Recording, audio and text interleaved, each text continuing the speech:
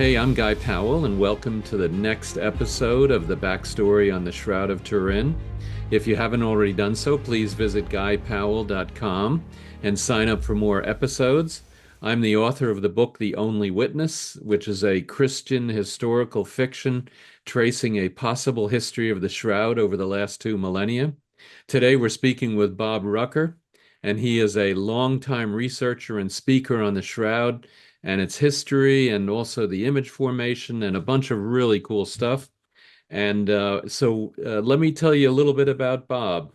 So he is has his MS in nuclear engineering from the University of Michigan. He's been working 38 years in the nuclear industry, doing nuclear analysis and computer calculations, as well as statistical analysis of various measurement data. He's been working on doing shroud research for the last 11 years, and he has written an enormous amount of papers, 39 papers, and you can find them at shroudresearch.net. Wow, that's just awesome.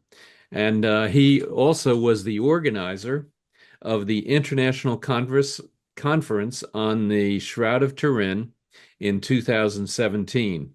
And one of his goals is to explain the mysteries and promote future testing of the shroud. Bob, thanks so much for being here. Really appreciate it. Yes, well, I'm glad to be with you on this podcast. Yeah, absolutely. So you've been doing a lot of work on the image formation process. Tell us a little bit about what you've been doing and what's going on. Well, uh, I initially started the process here based on my nuclear background. I was interested in the carbon dating of the shroud. So I worked for multiple years on that. The last few years, I've been working a little bit more on image formation. So my last paper I think I've written 14 papers on carbon dating, the last one being my paper number 33 on my website, shroudresearch.net. And then the next paper, 34, and you have to go over to the third page over is my research page, and I list the papers in reverse order there. So paper 34 on the research page of my website, shroudresearch.net, is on my image formation hypothesis because I want to solve the mysteries of the Shroud of Turin. And certainly one of the main mysteries is how were the images formed? So I had to think on that for a long time. And I think I came up with some reasonable conclusions. And I used, I think, a reasonable methodology to even arrive at a image formation hypothesis. So since then, I've been trying to get back into my nuclear calculations on my computer, which I did way back. It seems like a long time ago now, back in 2014. So I've been trying to get back into those, and I've restarted them. But what I initially wanted to calculate was I wanted to see if I could calculate the carbon dates for the 12 subsamples that were actually dated, rather than for the three laboratories. I go at because each of the laboratories cut their sample into subsamples. So I want to calculate the carbon dates for the 12 subsamples based upon my X and Y distribution of neutrons in the tomb that are calculated by my MCNP computer code. So then just recently I got a request to, not do that, but do something else. So I think I will do something else, and that is to calculate the ratio of chlorine 36 to 35 across the shroud and this sudarium of Oviedo, which we believe it is the face cloth of Jesus, and to calculate the calcium 41 to 40 ratio in the limestone. So both those are very interesting because the chlorine 36 has a 300,000 year half-life. So if it was formed by neutron absorption, it should still be there. And the calcium 41 in the limestone would have a 100,000 year half-life. So if it was formed, it should still be there for the most part, 99+% of each. So, I mean, it's fun doing this work, and I think we're going to be able to come up with some good answers here. Yeah, fantastic. Well, it is amazing. And, and I guess the good news is that those have such long half-lives that if there was neutron radiation there, then it should still be there. Yeah. And we could actually then see it and maybe even compare it to some of the other areas around Israel and Jerusalem. and what have you, and not see it. So then that would kind of be an A/B test, so to speak, of where the tomb was, and then hopefully see those changes. Wow. Yes. So if the test is done to measure the chlorine 36 to 35 ratio on the shroud or the sudarium, and if it turns out to be positive, then you know that there's been neutron absorption, which Hmm. invalidates the carbon date from 1988. Yeah, and that dastardly carbon dating that we had to Yeah. suffer through in Yes. 1988. Yes, exactly right. That is exactly right. So you've got a couple of things you might want to present. Why don't we talk a little bit about, first of all, how the discoloration of the fibers may have been made? Oh, well, this gets into a long process here. Let me the boy, how it might have been made. So what I did here, I first of all, I looked at some of the other radiation hypotheses, and let's see if I can just get this started here. Hold on.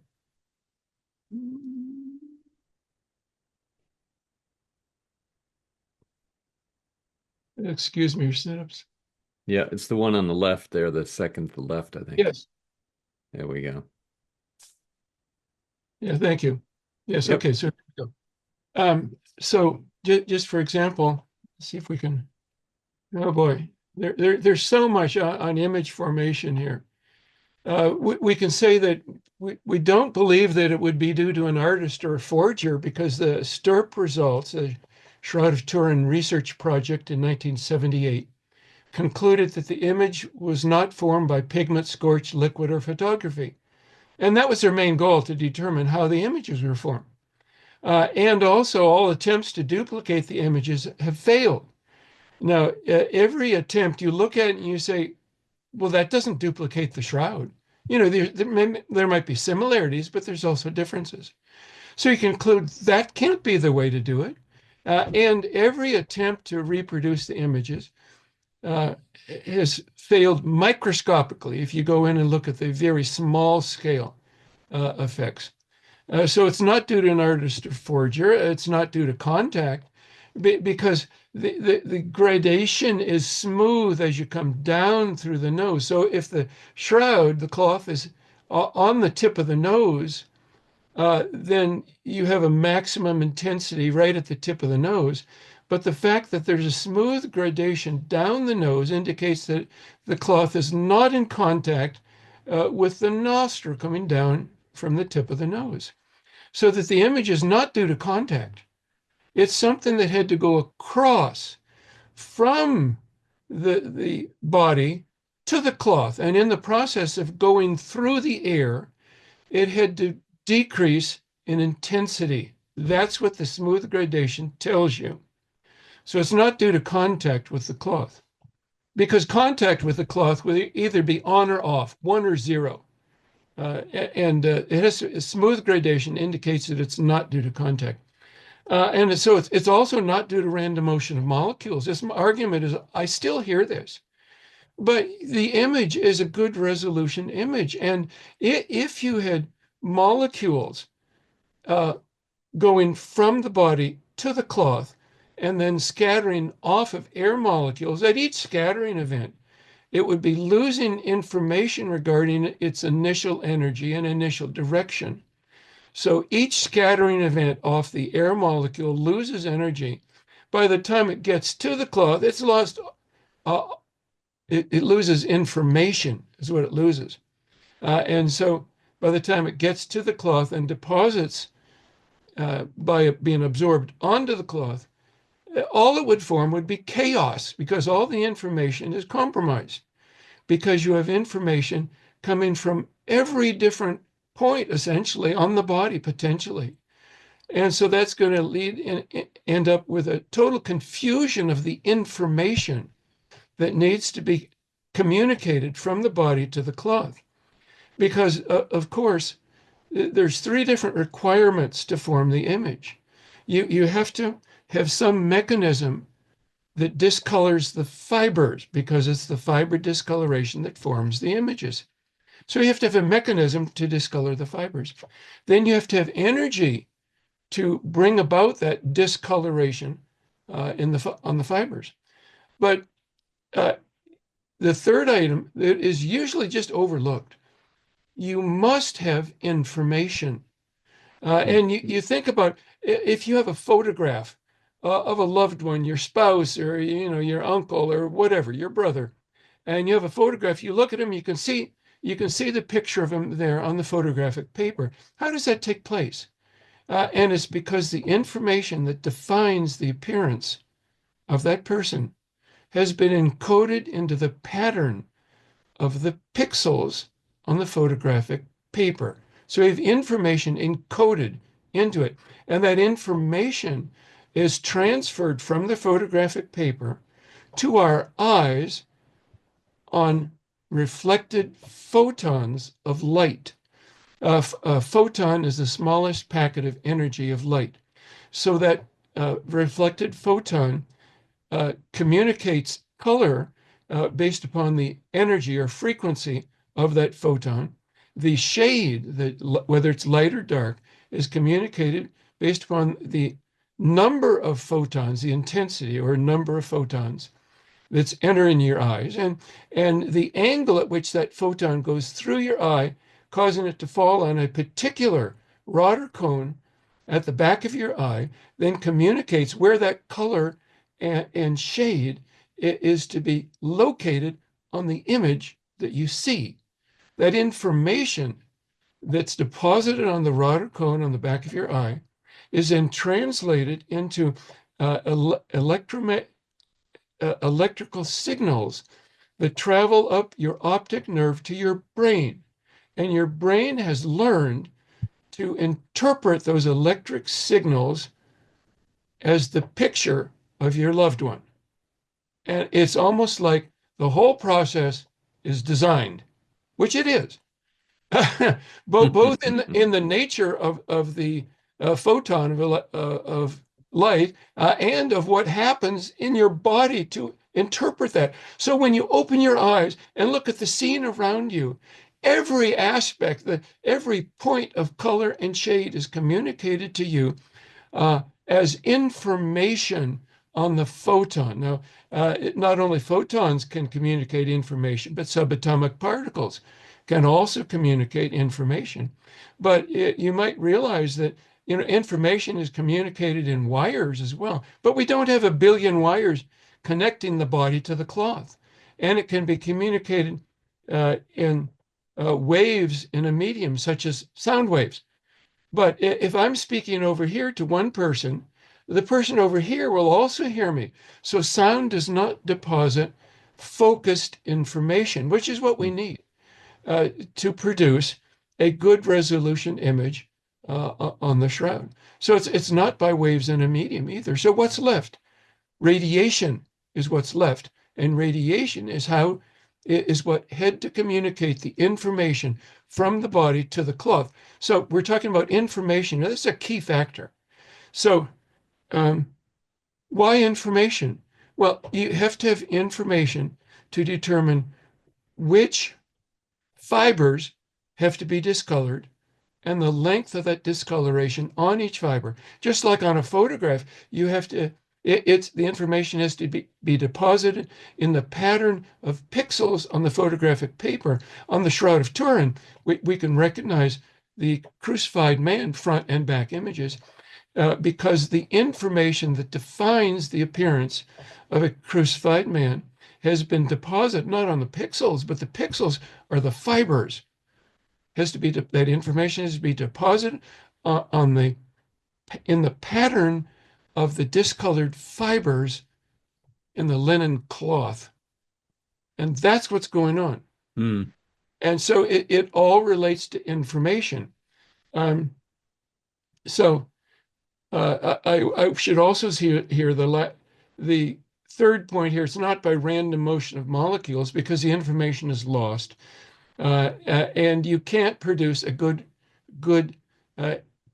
resolution image on the cloth by random motion of molecules as they bounce off of air molecules. Also, Yeah, if you could form a good resolution image by random motion of molecules, that random motion would also be creating side images on the cloth, not just front and back images.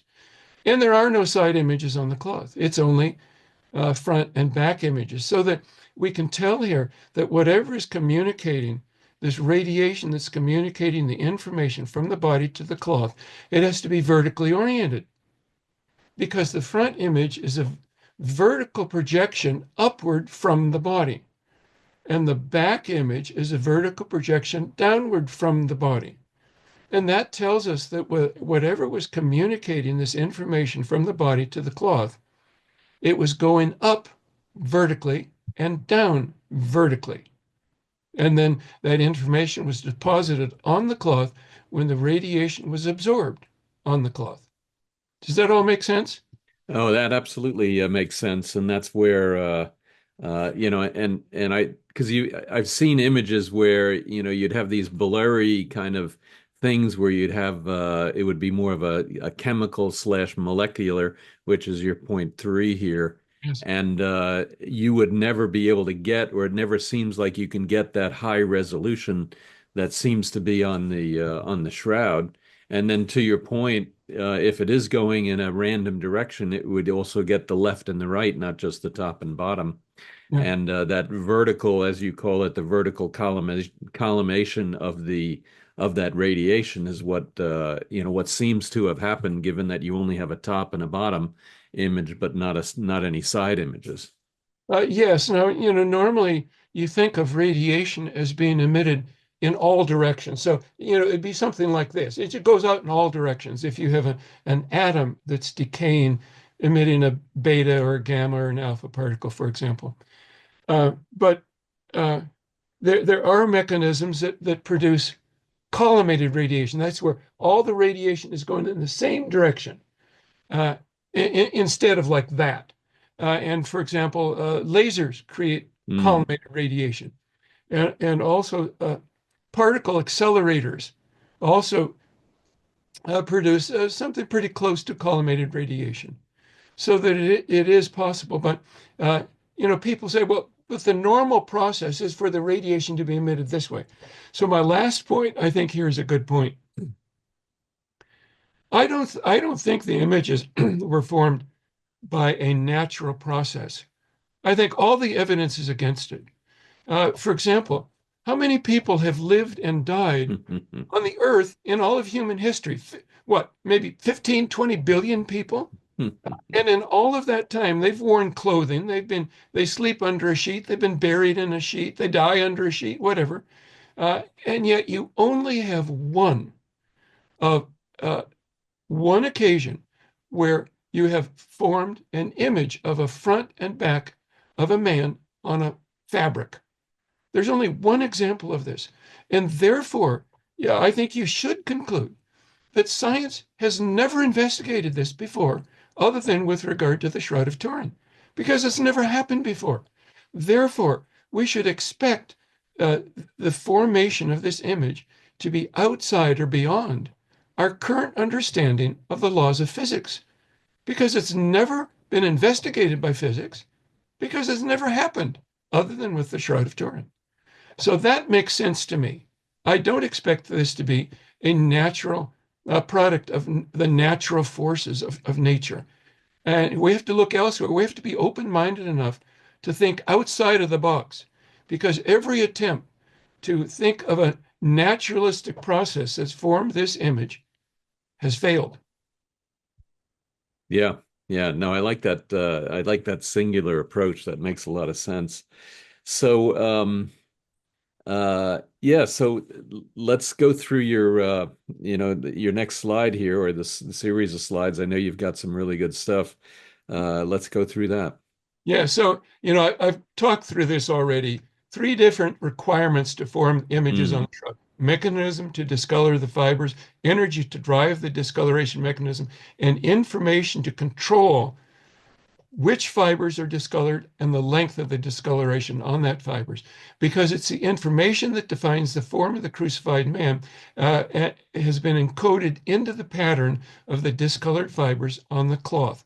And the photons then transfer that information to our eyes so that we can see it. So that what can communicate information? We've kind of talked through this already. We end up at just numbers 6 and 7, either photons of electromagnetic radiation or subatomic particles. So the main, it's interesting here that when I organized the international conference on the Shroud of Turin that was held here in Washington, near my home, in 1978, it was a multi-day affair. It was about 3.5 days. But the final day was dedicated to image formation. And looking back at the presentations that were made, they all assumed that the image was formed by radiation, every single one of them. So that there's a general view amongst shroud researchers that radiation is the answer. And so if I just look at main radiation hypotheses here, the number one is there's the cloth collapse hypothesis, initially promoted by John Jackson and then kind of assumed by Mark Antonacci in his books, which are very, very fine books, by the way.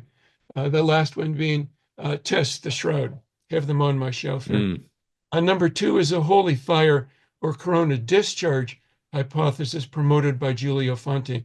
And this has been kind of in progress over the years. Initially, it was related to corona discharge, and then he brought in the aspect of the holy fire, which is something in Eastern Orthodox Church. So I think there's potential problems in both of those. Number three it is not really phrased as being a radiation hypothesis, though many people interpret it as such, I think. But it's mostly, Paulo de Lazaro mostly talks about the ultraviolet laser experiments as producing a discoloration that to our eyes is similar to that on the Shroud of Turin. But I think there's problems with this as well, because his discoloration is being produced by damage. And so one aspect of the images on the shroud is that they're formed by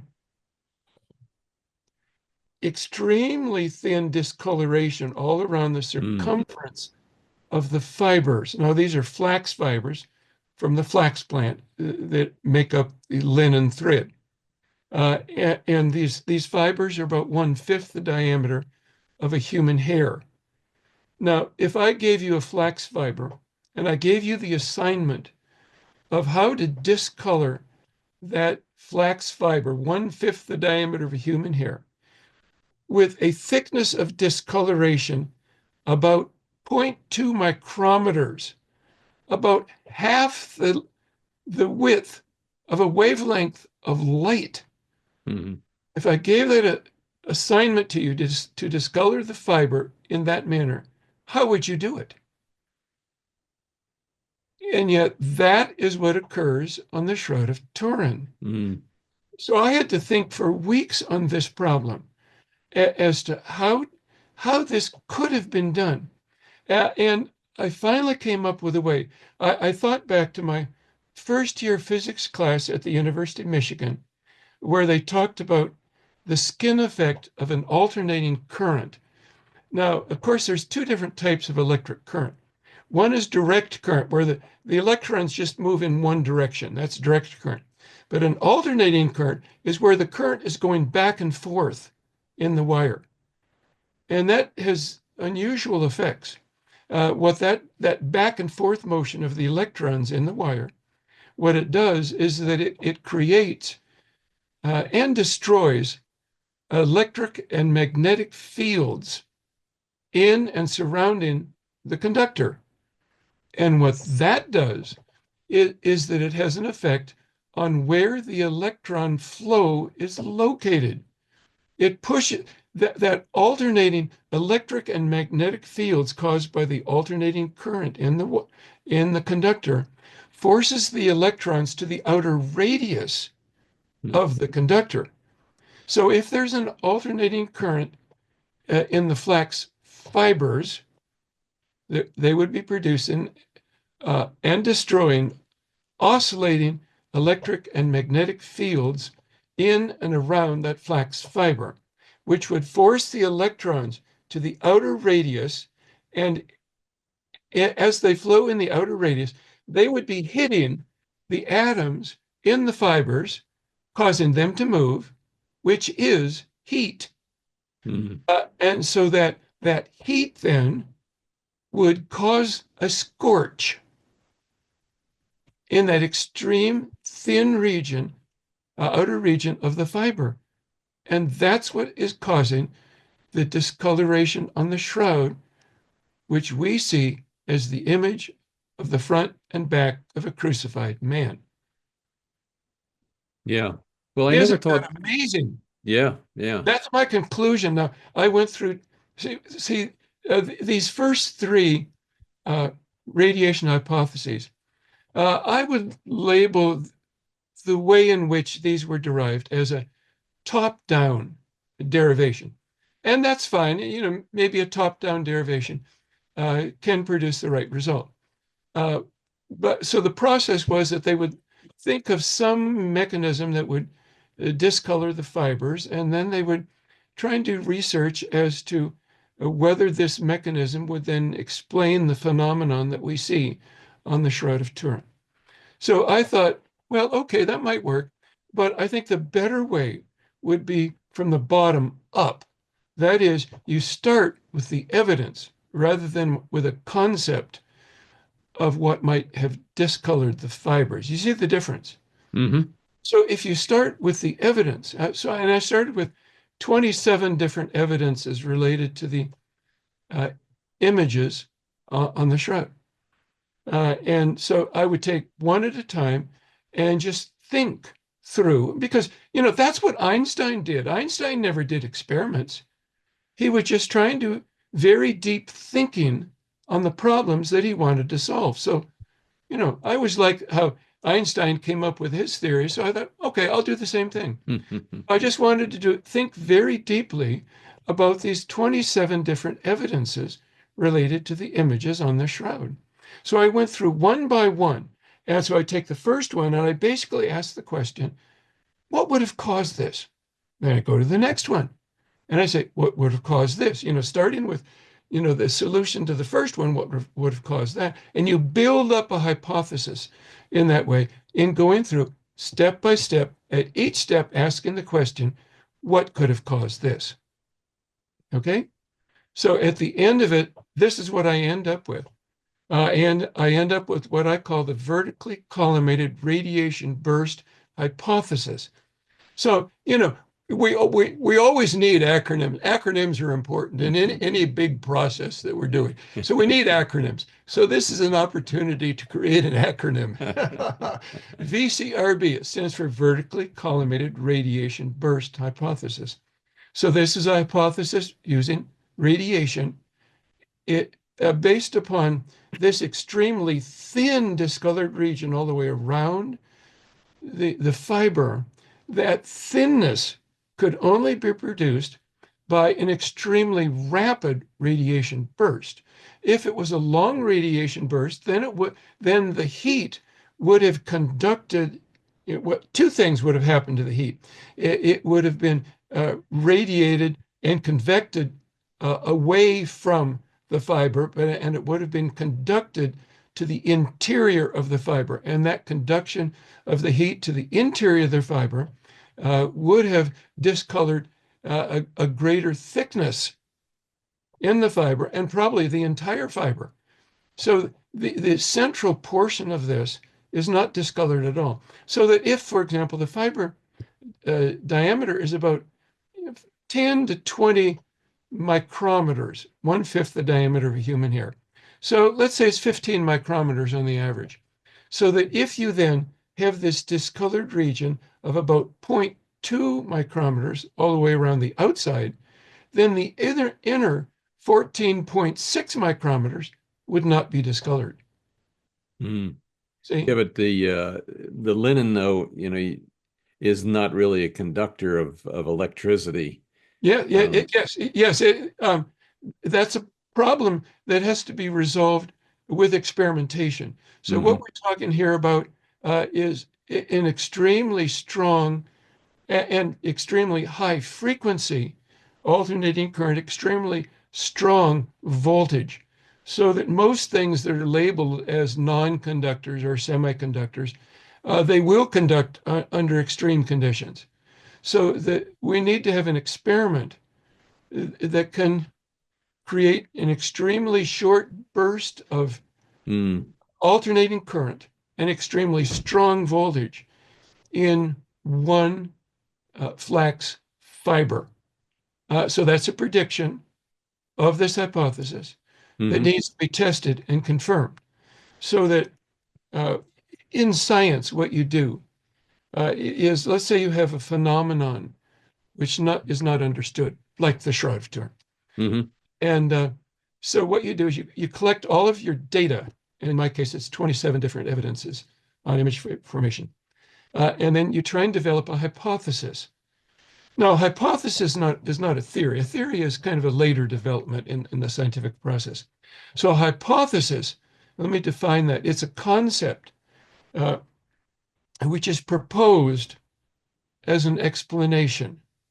And a hypothesis, the number one criteria for a hypothesis to be true is that it has to be consistent with everything that is known to be true about the phenomenon.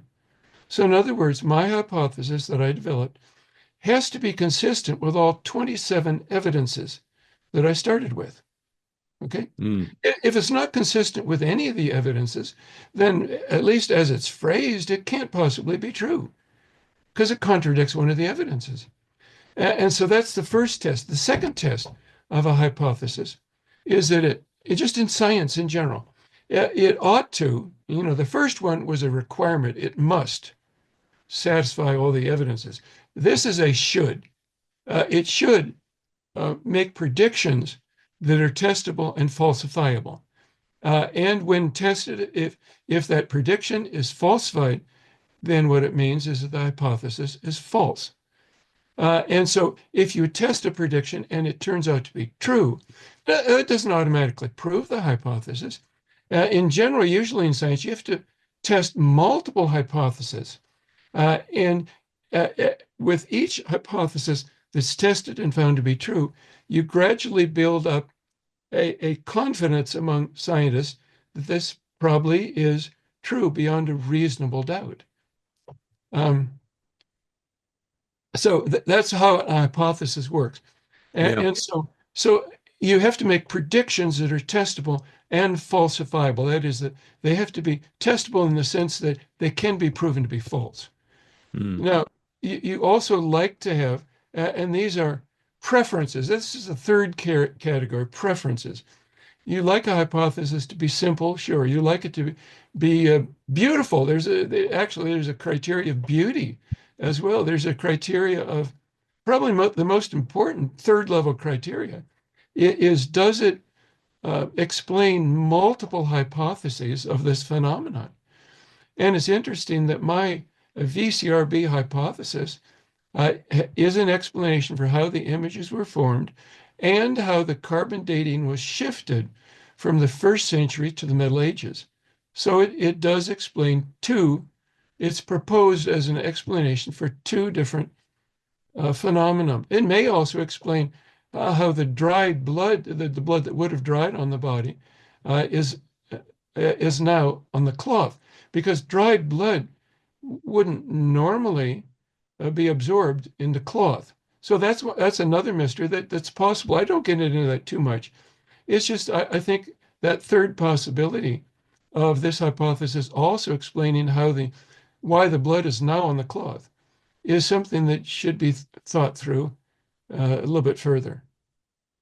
Yeah, I think that's also interesting, and I like, and I had to go back to my my training on as an electrical engineer when I was thinking about, the direct current, which if if the linen is a non-conductor, direct current will not pass through it. But if you have a high enough frequency alternating current, then it acts more like a capacitor with a, like a where there is actually then electrons and going back and forth across that medium. And so that makes a lot of sense. Yeah, And so that yeah, in this sense, it's this is attractive to scientists because when I talk about this, they're thinking in terms of equipment in the laboratory that they can use to test what I'm saying. So that this is very testable, mm. which is contrary to many of the other hypotheses.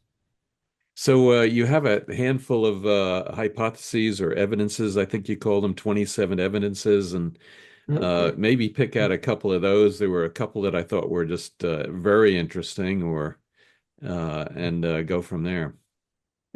Yes. So, okay, we've gone through this.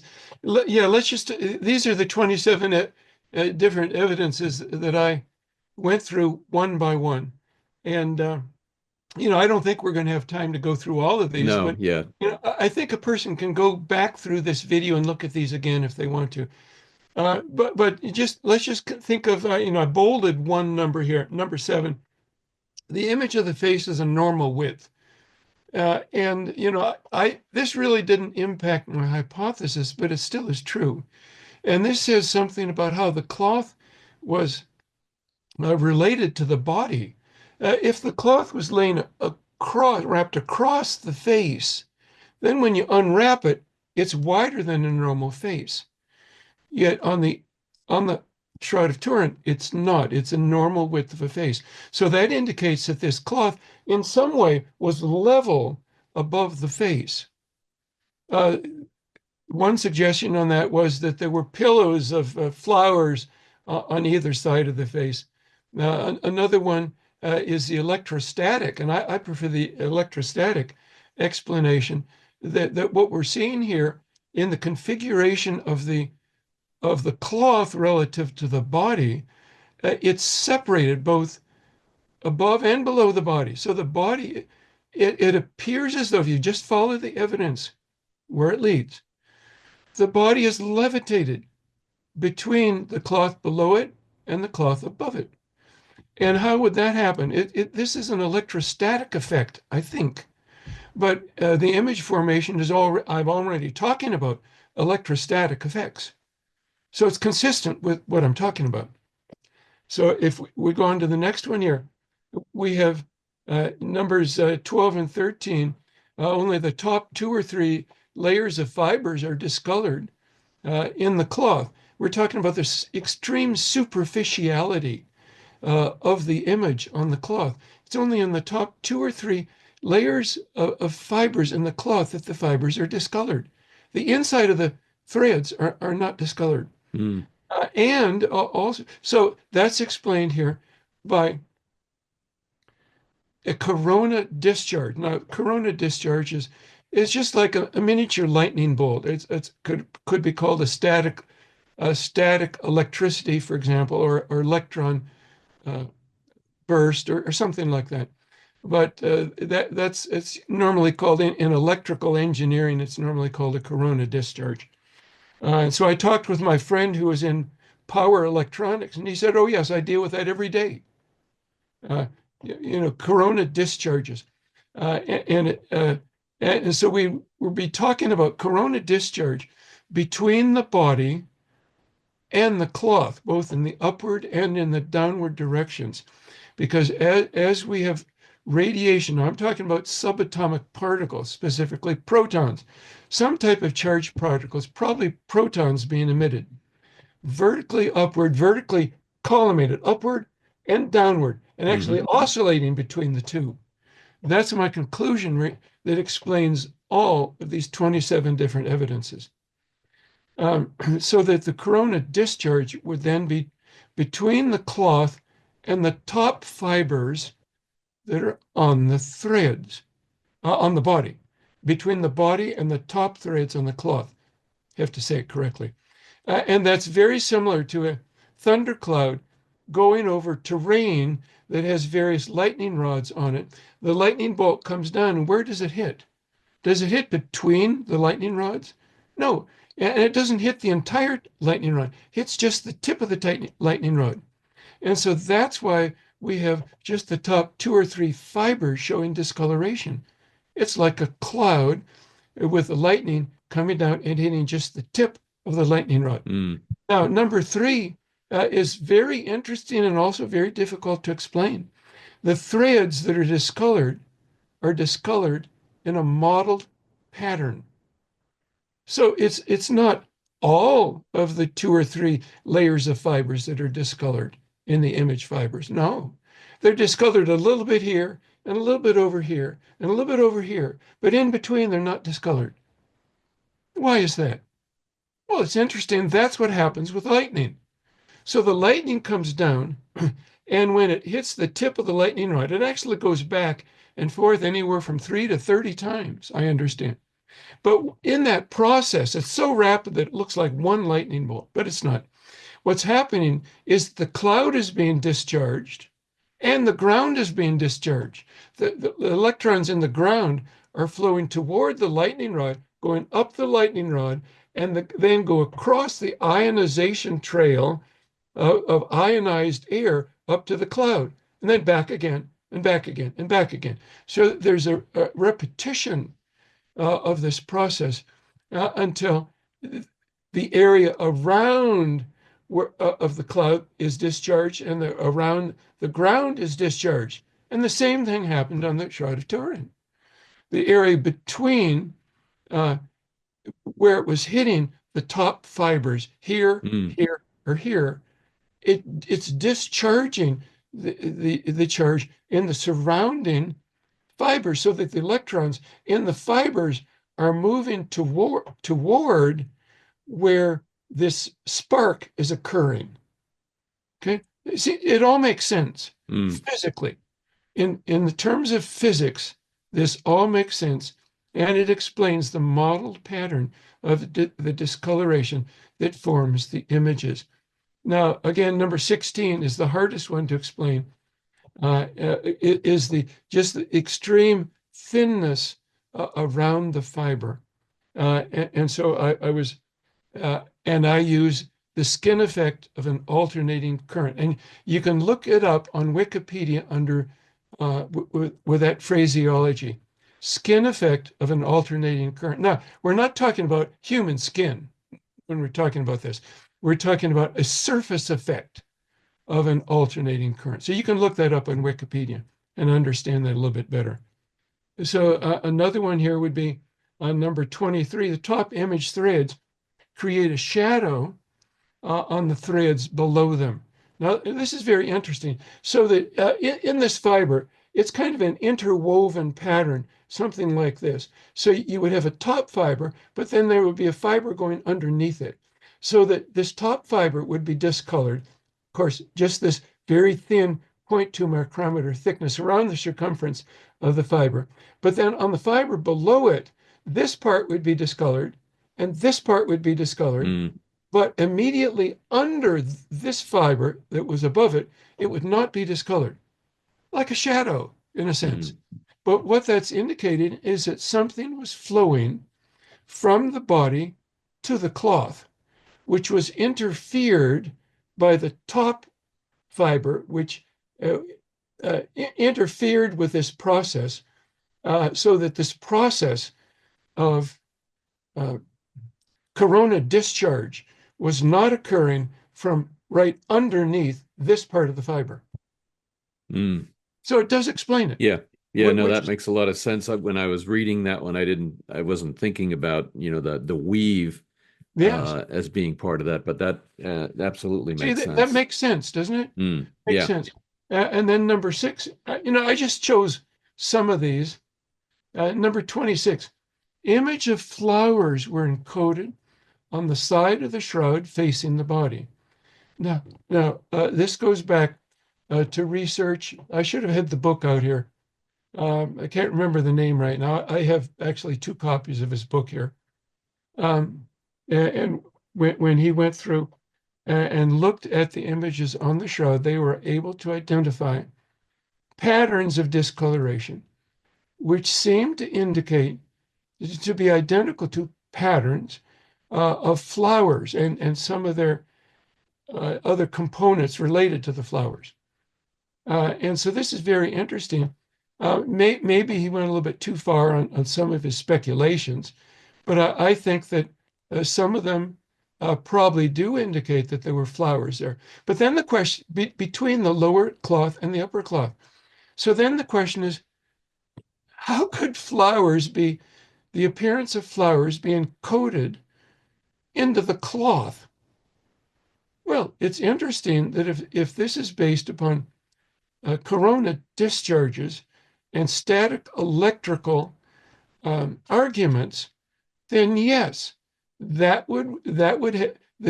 presence of those flowers, those bodies, those objects between the lower cloth and the upper cloth would interfere with Mm. the process of the radiation moving and the static discharge between the body and the cloths. So that, yes, there is a mechanism where these flower components could be encoded onto the image of the cloth.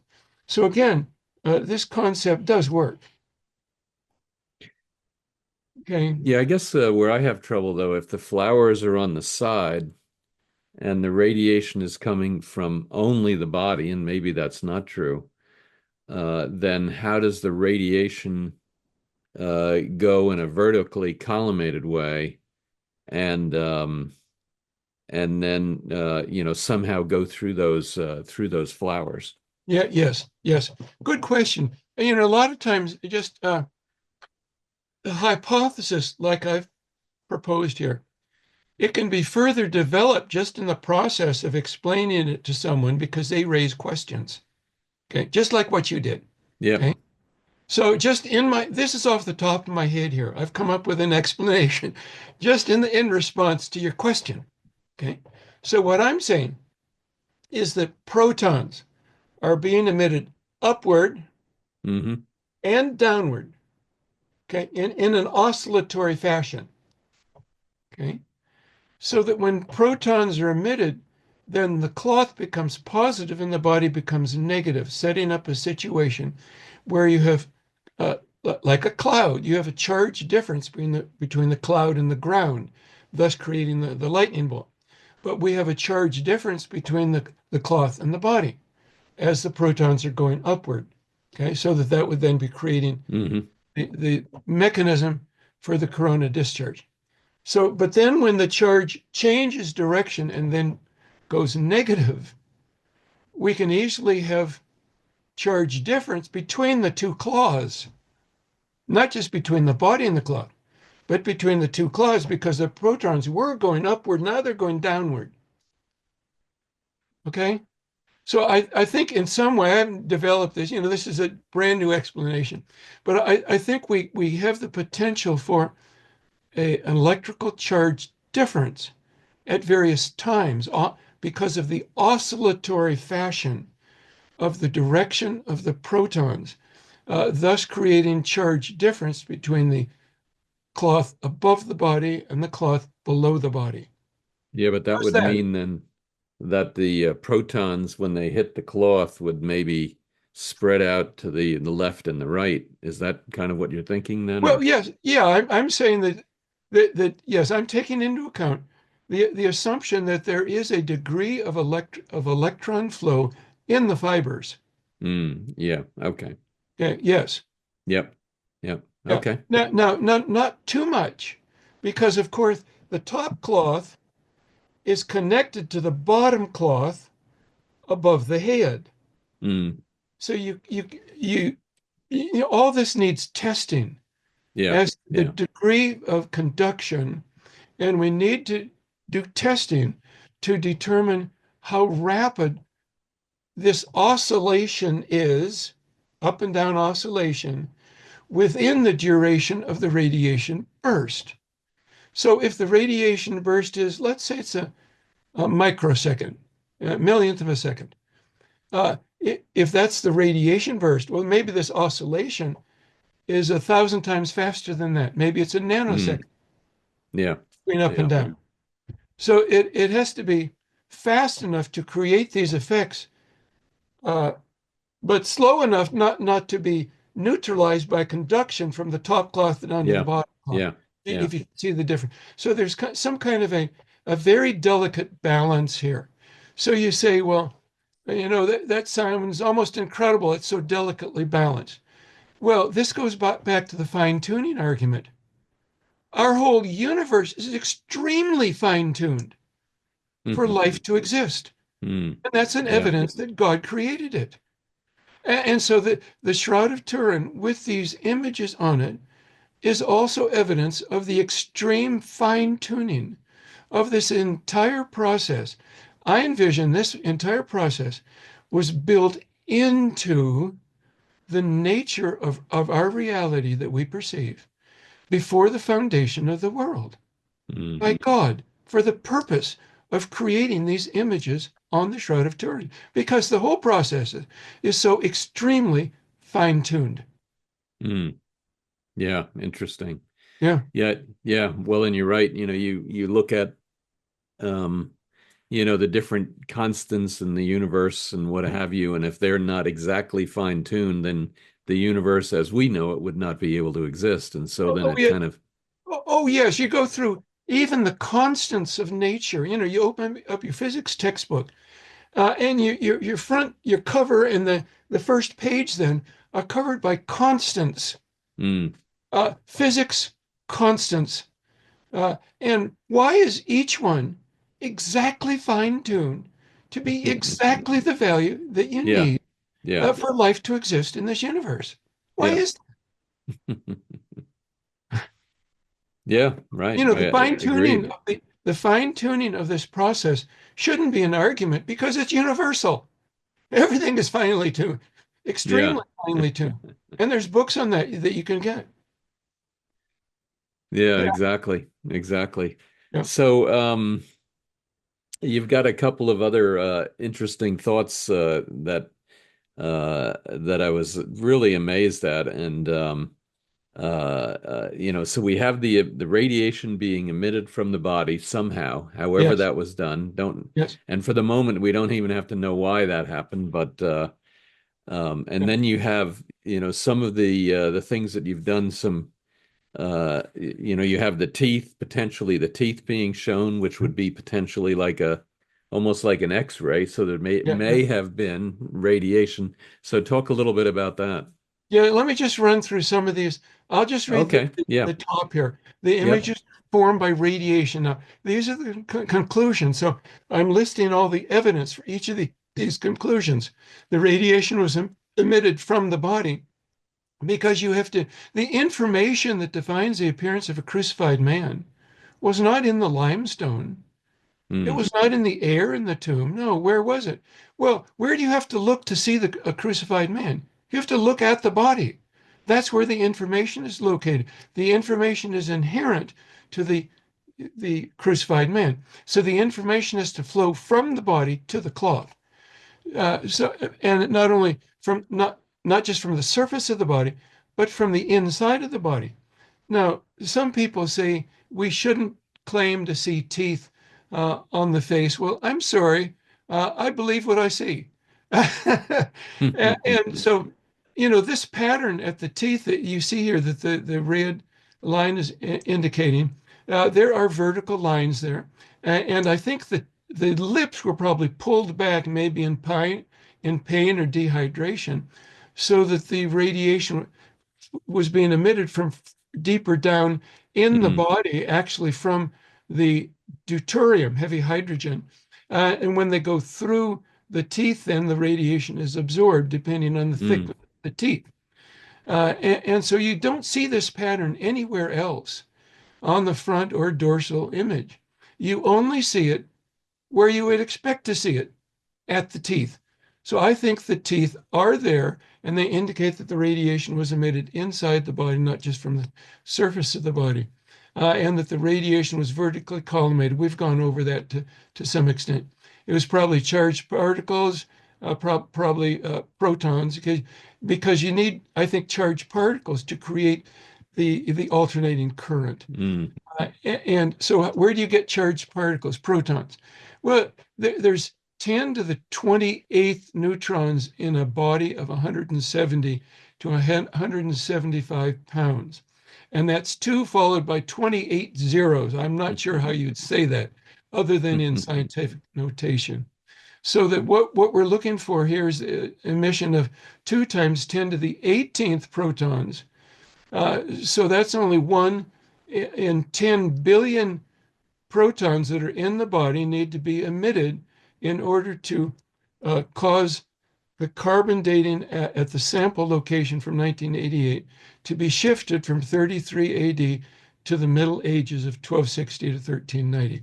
So that would then not only then emit 2 times 10 to the 8th, 28th neutrons, but also protons. If we're talking about deuterium, now deuterium is heavy hydrogen. It contains 1 neutron and 1 proton. Normal hydrogen only has 1 proton. But heavy hydrogen, H2, also includes a proton. So why am I talking about deuterium? Because if you look at all the different isotopes, now an isotope is just an atom of an element with a different number of neutrons in it. That's all it is. So if you ask the question, which isotope can be split with the least amount of energy, it is deuterium. It's just, we know that to be true. And that's what my textbooks tell me in nuclear engineering. And so what we have here is that I'm proposing that it's deuterium that's being split. Okay, and how would that be split? It would be split ultimately by the nuclei in the body experiencing an extremely powerful rapid oscillation between vertically up and vertically down directions. Now that would be what I would call the root cause. I do not know what natural explanation there is for that. So that's the root cause that I would say is outside of our current understanding of the laws of physics. Now, I start with the image that was formed. I go back, I think, 10 or 12 different steps in order to get to that point. At each step following science as we understand it. But when I get to that point, I have to stop because I can't explain that.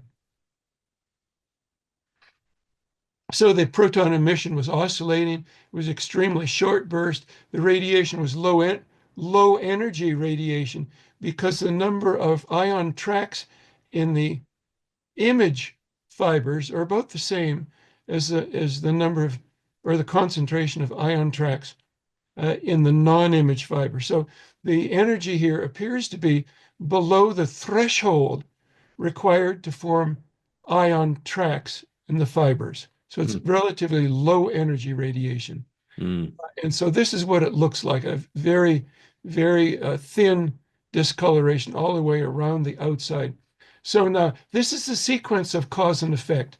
So I have 2 slides on that. Let me start at the bottom here. The front and dorsal images of a man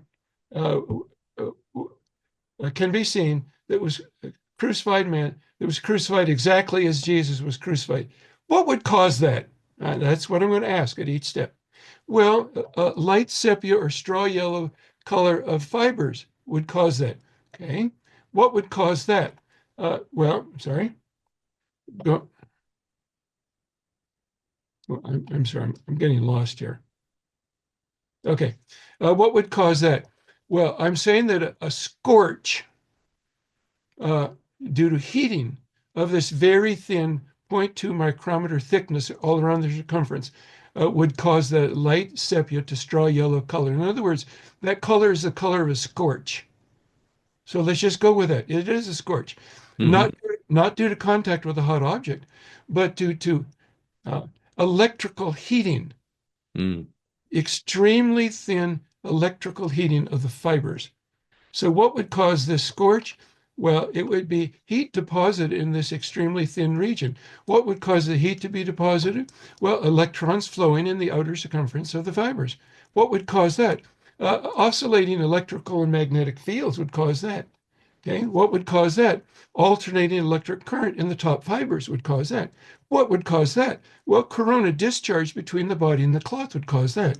So, but what would cause that? Proton depositing their positive charge on the cloth in an oscillating fashion. Well, what would cause that? vertically collimated protons exiting the body in an oscillating fashion between vertically up and vertically down. Well, what would cause that?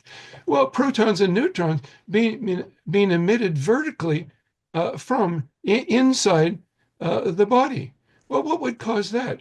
Well, deuterium splitting would cause that if it was oscillating vertically up and vertically down. You only need 0.0004% of the deuterium to split to cause enough neutrons and protons to be released, enough neutrons to shift the carbon date to the extent that we think it did. And hopefully it can be shown that that would also emit enough protons. So the top line, what would cause deuterium nuclei to split? Well, that would be a rapid oscillation of all the nuclei in the body. So that's my root cause. Mm. Okay. And so this whole process was derived. So you can start from the top here. So the uh, rapid vertical oscillation of all the nuclei in the body would then cause 0.0004% of the deuterium nuclei to split, which would cause protons and neutrons to be emitted vertically, which would cause vertically collimated protons to exit the body. And you can go down this cause and effect process as well. Mm. Yeah, no, that's very interesting, and that makes a lot of sense. So, uh, so if we go through all this, again, this process also provides neutrons to explain the carbon dating of the shroud, that the carbon dating was shifted from about 33 AD to the range of 1260 to 1398 AD by nitrogen 14 absorbing a neutron, kicking out a proton immediately. Thus, the nuclei then changes from nitrogen 14 to carbon 14, thus depositing new carbon 14 atoms in the fibers. And so, And then a proton being kicked out, and yes, in the yeah. process. So if we go to application here, this then, to the extent that you believe that this is true, that it could be true. And of course, we have to go through the process of testing the predictions Mm. for people to become convinced that this is true beyond within reasonable credibility. Uh, but given that, who is this face on the shroud? There's two criteria. Okay, criteria one, he was crucified exactly like Jesus was crucified. Okay? Well, maybe it was someone that was crucified in order to simulate Jesus' crucifixion. You might postulate something like that. Hmm. Criteria two, an extremely brief, intense burst of radiation from his dead body produced the front and back images of his body and produced the new carbon 14 on the cloth, which shifted the carbon date. So that this burst of radiation from the dead body created these effects. Now, if you look through all the documentation in human history, there's only one person and one event that could have created both or satisfied both of these criteria, and that is Jesus in his resurrection. So I think that's a very reasonable conclusion to come to. Mm. To prove it to be true, yeah, you probably have to, do testing of predictions. But I think there's, I think it's so credible that this concept explains uh, all 27 different evidences that I came Mm. up on the Shroud of Turin. That this is, I think this is likely true. And so I'm looking forward to testing of these theories and, Yeah. and these concepts. And so Well, and that's why I do podcasts and presentations, because that's to promote further testing of the Shroud of Turin yeah, yeah. purpose. Well, when Jesus returns, then maybe we'll have another opportunity to to test it out directly. Yes. Exactly. So, wow, it's just fascinating. Uh, every time I, hear the different theories, and then what you talk about, and your theory of the vertically collimated radiation burst, the VCRB, it really makes so much sense, and it really, like you said, it does explain 27 of those hypotheses, and it doesn't fail on any of them. And that I think is one of the other, very important things is that it doesn't fail, anywhere. And then now you also have maybe some options to test some other parts of it by looking at the chlorine and calcium isotopes that may be found in the shroud, and then also in the sudarium, and then also Yeah. in the calcium in the alleged tomb. Yeah, yeah. So you have predictions both related to image formation and carbon dating that can be tested. So my on carbon dating, I predict that every location on the shroud will carbon date differently. About Mm. 75% will carbon date to the future relative to today. So it should be easy to do these tests. Yeah, and that's the one that I really think would be fascinating. It had the original carbon dating been done, based on the protocols that had been agreed to, where they were going to take, I can't remember, 7 different locations, take samples from all of these different locations, and had that been done properly, and potentially then had that led to different dates, potentially even some of them dating to the future, then that would be an amazing way to validate your concepts and your theories. And so hopefully at some point we'll be able to retest retest different areas of the cloth in that way. Yes, there in 2002 there were I think 42 sample jars uh, that were the carbon fully carbonated material from Mm. underneath the patches that had been taken off. That fully carbonated material was put into 42 different sample jars that have never been tested. So that what I would say would be all I need is one test.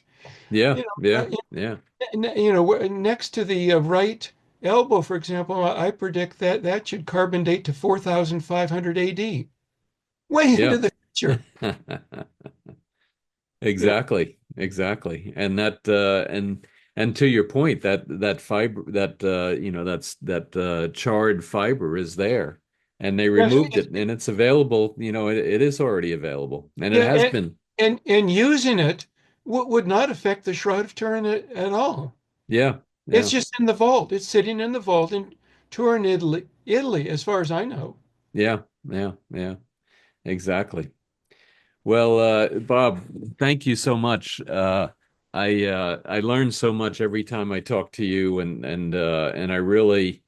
I'm just amazed, that how well this whole theory is put together and each logical step that goes into it. And kudos to you in terms of what you have done and then what you are doing, and some of the other things that are, potentially also going to be some very interesting findings. And I hope to learn about those here in the future. I know they take a long time and a lot of effort, so definitely looking forward to what comes out of that.